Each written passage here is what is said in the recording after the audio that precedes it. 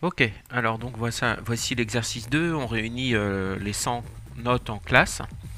Et donc, première question, déterminer une valeur approchée de la moyenne et de l'écart type de cette série statistique. Donc, comme c'est réuni en classe, tu procèdes au calcul des centres des classes.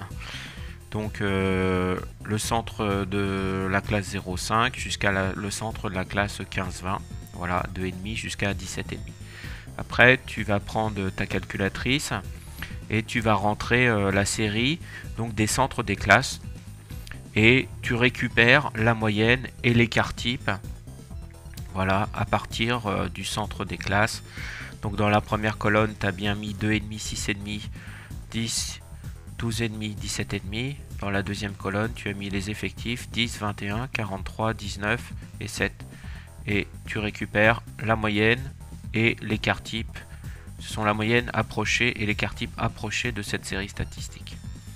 Alors, en utilisant un test du Qui2, on cherche à savoir si cette distribution suit une loi normale de paramètres que tu viens de calculer. Donc, ton hypothèse H0, c'est celle-ci. La distribution suit une loi normale de paramètres. Sigma M égale 9,7 et sigma égale 3,8. Et ton hypothèse alternative, c'est la distribution ne suit pas une loi normale, donc deux paramètres, 9,7 et 3,8, je vais mettre 3,8 au carré. Ensuite, dans l'énoncé, tu récupères le seuil de risque, le seuil de signification. Donc là, c'est clairement annoncé. Le seuil de risque est 5%, c'est-à-dire 0,05. Voilà. Donc ça, première partie du travail. Le point 1, le point 2, et on va passer à la dernière partie du point 2, donc c'est déterminer le nombre de degrés de liberté. Tu récupères le nombre de classes. Il y a 5 classes. Voilà. Le nombre de relations est égal à... Alors, on a une relation sur la somme, puisqu'on sait qu'on réunit 100 notes. Donc, rien qu'avec cette information, on aurait pu, par exemple, trouver le 7, qui est dans la dernière classe. Donc, ce qui donne une relation. Voilà, et donc il s'est passé autre chose, c'est que là, tu as utilisé aussi ta série pour déterminer la moyenne et l'écart type. Donc tu as déterminé à partir de ta distribution deux autres paramètres. Voilà, donc en fait tu as 1 plus 2 égale 3 relations. Et bien ton degré de liberté, comme on te l'avait expliqué, tu fais 5 moins 3, ça fait 2. Le nombre de degrés de liberté de ton test, c'est 2. Il est temps d'aller voir la table du Qui2, donc qui te sera fournie à l'examen, dans laquelle DDL signifie degré de liberté. Donc tu repères là où il y a marqué 2 degrés de liberté et tu progresses jusqu'à la colonne 0,05. Voilà, et tu vas relever cette valeur-là, 5,9915. Et celle-ci, c'est le Qui2 théorique.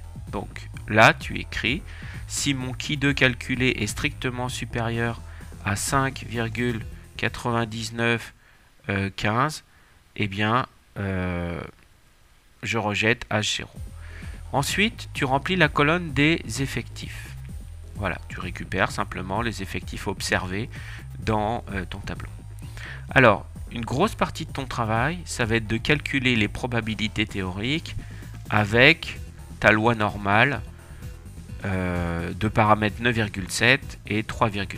Alors là, donc tu vois, on va calculer les effectifs théoriques avec cette loi normale. Donc tu vas dans ta calculatrice, tu marques moyenne 9,7 et 3,8. Voilà. Alors, première probabilité à calculer, la probabilité que la note soit inférieure ou égale à 5. Donc, on va aller de moins l'infini jusqu'à 5, 0,0108. On va arrondir au millième, ça suffira largement. Donc 0,0108. Tu procèdes pour la deuxième classe, probabilité théorique que la note soit comprise entre 5 et 8. Donc, là, tu sélectionnes 5, le maximum tu sélectionnes 8, 0,219, tu reportes ton 0,219 dans ta colonne probabilité théorique, etc. etc. Tu vas calculer chaque probabilité, voilà, la probabilité entre 12 et 15 et la probabilité d'avoir une note supérieure à 15, 0,082. Pour calculer les effectifs théoriques, une fois que tu as fait ce travail-là, c'est très simple, tu vas multiplier tes probabilités théoriques par la somme totale. Voilà, 100 fois chacun de ces nombres-là. Alors c'est facile à faire puisque, bon, là tu multiplies par 100, donc tu décales les chiffres de 2 crans. Donc 10,8, 21,9, 100 fois 0,4, 40, 19,1 et 8,2. Voilà, tu as tes effectifs théoriques issus de tes probabilités théoriques. Maintenant, on va commencer à calculer des distances. Donc c'est écrit la distance entre OI et TI. OI moins TI plus exactement. Donc 10 moins 10,8, 21 moins 21,9, 43 moins 40, 19 moins 19,1, 7 moins 8,2. Voilà, ça ce sont tes distances. Ces distances, ensuite, tu vas les mettre au carré. 0,64, 0,81, 9, 0,01, 1,44. Et pour terminer, c'est les carrés de ces distances, tu vas les diviser par les effectifs théoriques. Donc concrètement, ça va donner 0,64 divisé par 10,8, 0,81 divisé par 21,9, 9 divisé par 40, 0,225, 0,01 divisé par 19,1. Alors là, on est obligé de mettre 4 chiffres après la virgule. Et 1,44 divisé par 8,2. Et enfin, tu fais la somme de ça. C'est ça qui est très important.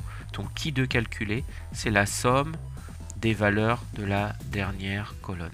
Et on obtient environ 0,4975 que tu vas comparer avec ton qui de théorique. Et en fait, puisque ton qui de calculé là que tu viens d'avoir, il est égal à 0,4975 à 10 moins 4 près, et bien ton qui de calculé, il n'est pas supérieur à 5,99. Donc, on ne rejette pas l'hypothèse H0 selon laquelle eh bien, ta distribution suit une loi normale de paramètres